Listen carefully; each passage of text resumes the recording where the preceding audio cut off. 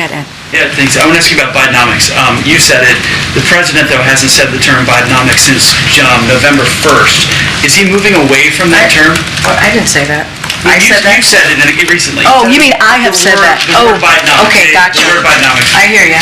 My apologies. The president has not said that word since November 1st in his speech. Is he moving away from that term because it's not moving the poll numbers? So look, let me just say, last week we learned economic growth was higher than 5%. I know this is something that you cover very closely, and 5% last quarter, higher than any quarter under Trump outside of the pandemic, and inflation fell 3% with prices staying flat in October. So what is important is what the data shows.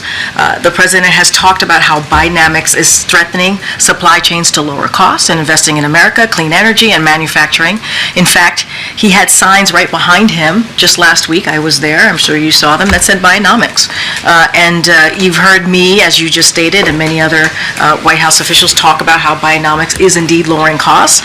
Let's not forget, taking on Big Pharma, right? So that Medicare could negotiate to lower costs, lower drug costs. Let's not forget junk fees. All of this is part of Bidenomics. All of this is, we're talking about investing in America, which the president certainly has led on and talk about all the time, very, very consistently. So when he talks about the economy, that is Bidenomics. When he talks about what we're doing and how we're delivering for the American people, that is Bidenomics. But then what's the disconnect between what people are feeling and seeing at the grocery stores, at the tables, and what the president is saying about the economy? Let me just be real clear. We get into the holiday seasons. We've actually have seen a decrease in eggs, in bacon, in milk since last year. So we are seeing lowering costs as we're going into the holiday season, as people are going to do some holiday shopping. We're seeing lowering costs in TVs and things that people need to think about as they want to give a gift to their loved ones. And so we're seeing some costs go down, airline tickets,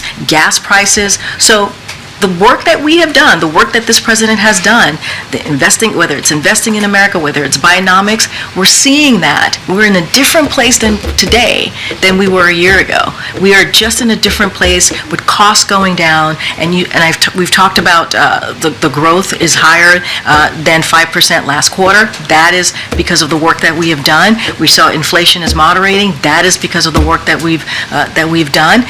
And look, to your question about what Americans are feeling, we understand that we're coming out of a pandemic. What Americans had to deal with was a big deal. People lost loved ones. The economy was in a tailspin. Certainly wasn't helped by the last administration. This administration had to actually do the work. So, but inflation is up 17.7% since the president took office. Inflation fell to 3%. That matters. I just talked about the important goods that matter to the American people, how that's going down. As we're going into the holiday season, actually we started it, as we're going to go into certainly Christmas in a couple of weeks and other important events that people follow this month. And so we're seeing prices go down. And let's not forget the historic actions that this president has done. I talked about Big Pharma. I've talked about the Inflation Reduction Act. That's because of what this president has done. And let's not forget, Inflation Reduction Act, only Democrats voted for it. Republicans decided not to.